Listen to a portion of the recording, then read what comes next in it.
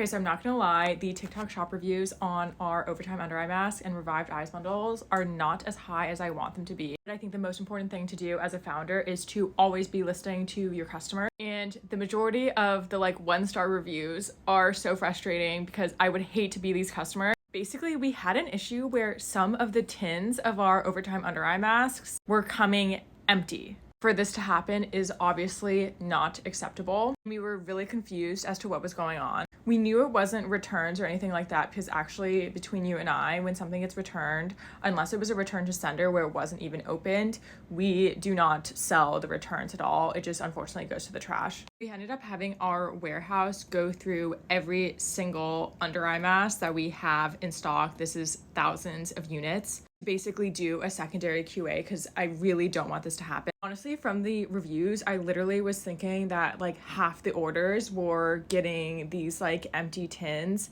It's basically less than 0.01%. We found 3 tins that were empty. Even though it was a little bit expensive to go through every single one of these, I'm so glad we did it because I know that this will not happen to anyone again. And we've already spoken to our manufacturer to make sure there is an extra set of QA for any additional orders. I think the reason why this like totally screwed up our rating is because it's much easier to review things on TikTok than to get our customer service. Like I feel like people just don't know how to contact us if they buy us on TikTok Shop, if they have an issue. I recently got a TikTok Shop order from Halara, which I feel like is crushing it on TikTok Shop. And it came with this little flyer specifically for TikTok Shop orders that showed you, hey, if you love it, here's a review. And if you're not feeling it, here's how you get a refund. Like we want to help this for you.